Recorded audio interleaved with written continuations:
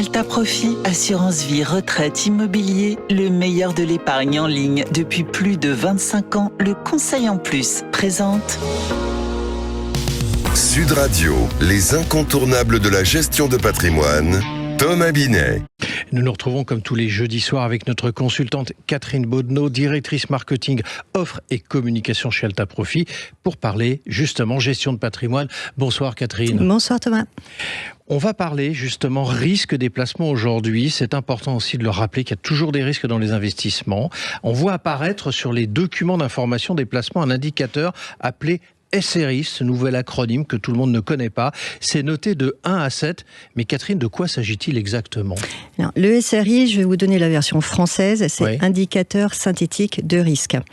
En fait, c'est un indicateur qui est issu d'une réglementation européenne. Il sert à donner aux épargnants une lecture simple et comparable du niveau de risque d'un placement financier. Il figure obligatoirement dans le document d'information clé de chaque produit financier, que ce soit une assurance vie, que ce soit un ETF, etc. L'objectif, c'est clair, c'est de permettre à un investisseur de situer rapidement un produit sur une échelle de risque, donc qui va de 1 à 7. Alors, comment cet indicateur est-il calculé concrètement ? Alors, il repose principalement sur la volatilité du produit, c'est-à-dire la fréquence et l'amplitude des variations dans le temps. Plus un actif a connu de fortes fluctuations dans le passé, et plus son SRI sera élevé.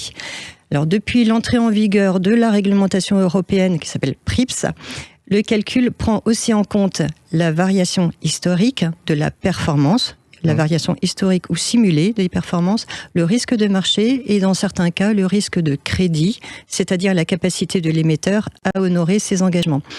Ensuite, le résultat, il est synthétisé en un seul chiffre, donc ce fameux SRI, sur une échelle de 1 à 7, et c'est standardisé au niveau européen. Alors, pouvez-vous nous donner justement des exemples concrets pour mieux comprendre ces différents niveaux ? Alors, si on prend un placement noté SRI 1 ou 2, on va être sur des supports généralement très prudents. Donc, on va être sur des fonds monétaires ou sur des fonds obligataires très courts et très sécurisés. Un SRI 3 ou 4, ça va concerner plutôt des fonds diversifiés ou obligataires un peu plus exposés. Et ça va concerner des profils un peu équilibrés. Et ensuite, on va avoir les niveaux SRI 5 à 7, qui en général sont associés à des placements beaucoup plus dynamiques, comme des fonds actions ou des ETF exposés aux marchés internationaux. Ça va donner une première indication du niveau de risque, mais en aucun cas, c'est une garantie sur le comportement futur du placement. Alors, du coup, est-ce qu'on peut se fier uniquement à ce fameux SRI pour choisir son placement ? Non, ce n'est pas suffisant. Le SRI, c'est un outil d'aide à la décision. Ce n'est surtout pas un verdict absolu. D'abord, il est calculé à partir de données passées ou de simulations. Ça signifie que le risque réel, il peut évoluer dans les semaines qui viennent, dans les mois futurs. Un fonds peut voir son SRI augmenter si les conditions de marché changent, augmenter ou diminuer. Ensuite, le SRI ne dit rien sur la durée de placement recommandée, et c'est important de le regarder, sur la stratégie de gestion ou sur la qualité de la diversification. Donc en fait, il doit être lu en complément d'autres informations qu'il faut aussi prendre en compte. Alors pour les épargnants qui nous écoutent, ils peuvent se poser quand même la question de savoir à quoi sert le SRI dans sa pratique.